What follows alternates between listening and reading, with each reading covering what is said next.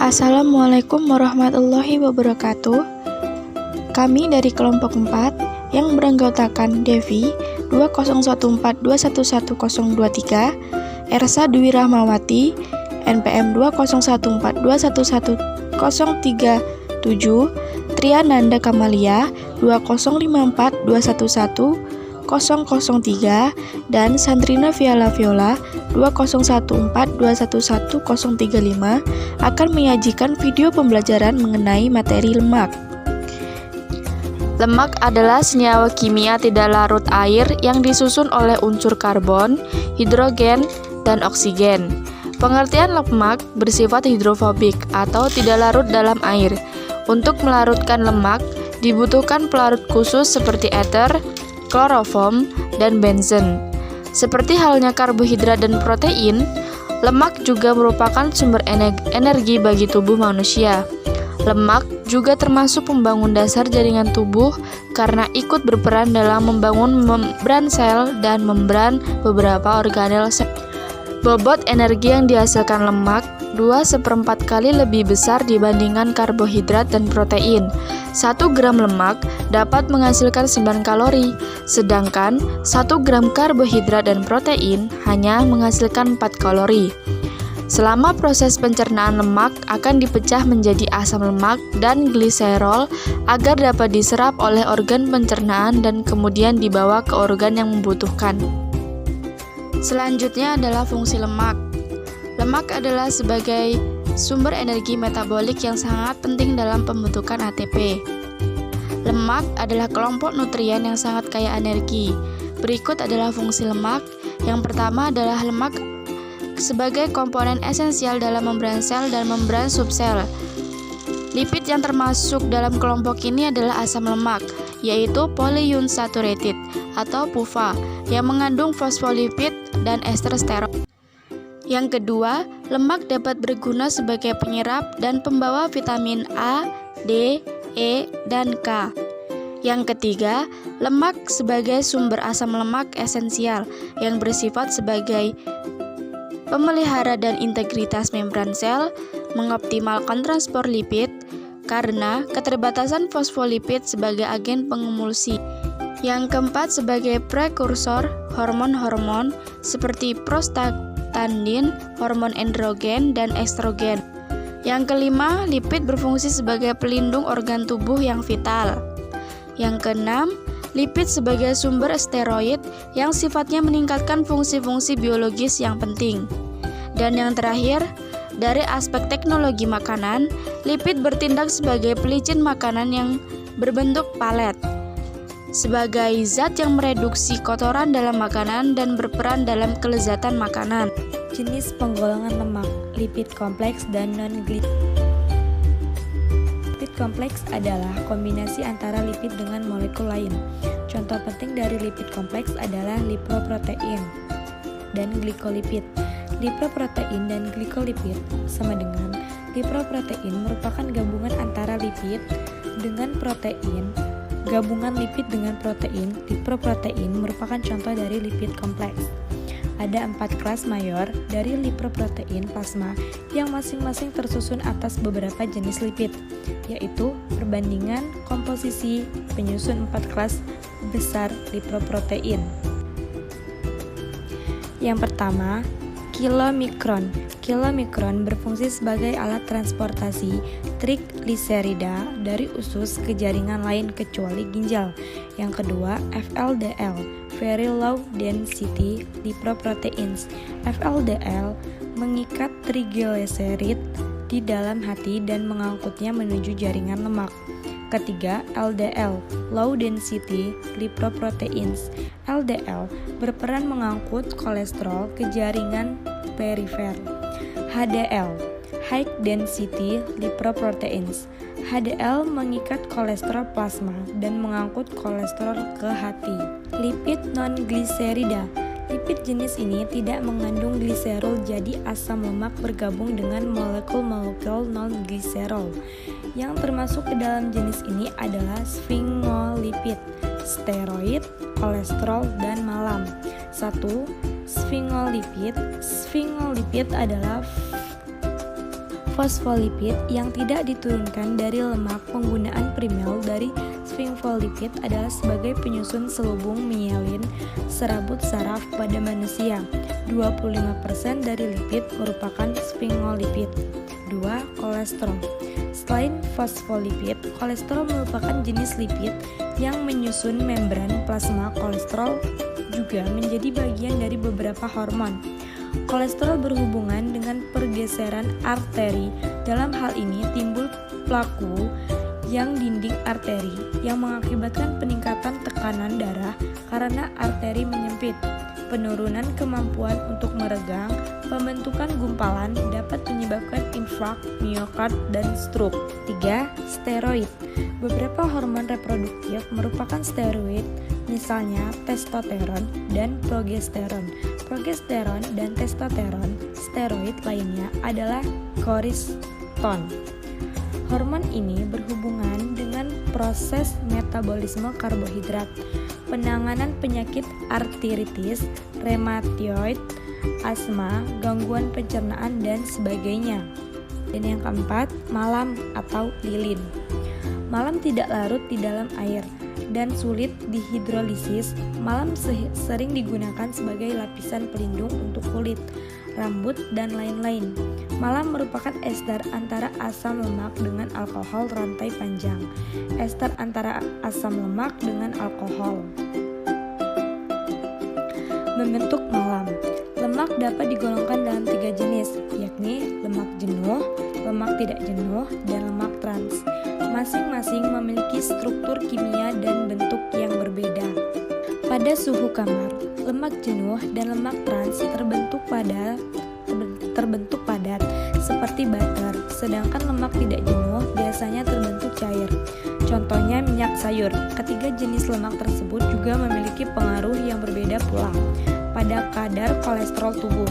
Sifat lemak jenuh dan lemak trans banyak membawa kolesterol LDL dalam darah yang mengakibatkan plak menempel pada saluran pembuluh darah yang akhirnya akan mengganggu sistem peredaran darah dan suplai oksigen dalam tubuh. Karena itu, kedua jenis lemak tersebut sering disebut lemak jahat. Berbeda pada lemak tidak jenuh yang membawa lebih sedikit kolesterol dan lemak di dalam darah. Lemak jenuh. Lemak jenuh mudah dikenali dari bentuknya yang padat seperti lilin dan banyak ditemukan pada produk asal hewani. Contohnya, daging merah, mentega, dan susu. Pada bahan nabati, lemak jenuh dapat ditemui pada minyak kelapa, dan minyak sawit. lemak jenuh mempunyai sifat yang dapat mengganggu tubuh, yaitu dapat mengentalkan darah, sehingga mudah lengket pada pembuluh darah karena menggumpal yang tentu saja dapat mengganggu peredaran darah dalam tubuh. Lemak jenuh juga mudah menempel pada dinding pembuluh darah dan dapat mengakibatkan pengerasan dinding pembuluh darah karena peredaran darah dan oksigen terganggu. Penyakit lain seperti penyakit jantung, darah tinggi, dan stroke seringkali menyerang orang yang sering mengonsumsi makanan berlemak jenuh tinggi.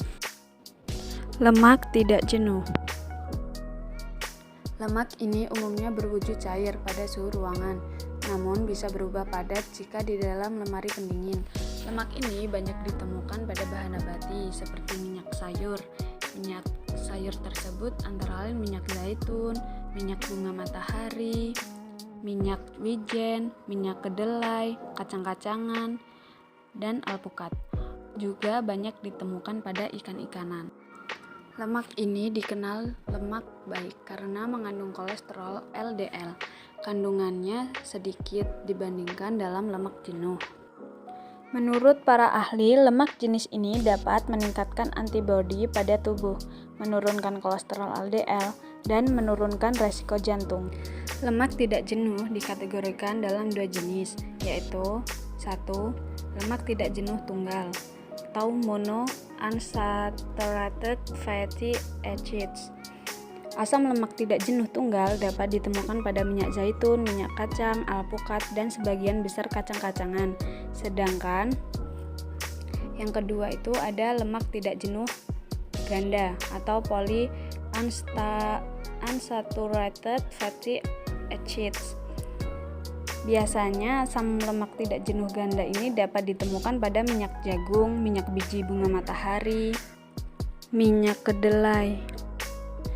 Asam lemak tak jenuh memiliki ikatan atom karbon rangkap yang mudah terurai dan bereaksi dengan senyawa lain sampai mendapatkan komposisi yang stabil berupa asam lemak jenuh. Semakin banyak jumlah ikatan rangkap itu, semakin mudah bereaksi atau berubah minyak tersebut. Minyak dengan asam lemak tak jenuh lebih baik langsung dikonsumsi tanpa diolah atau dipanaskan terlebih dahulu. Apabila digunakan untuk memasak, bisa digunakan untuk masakan tumis karena pemanasan tidak berlangsung lama.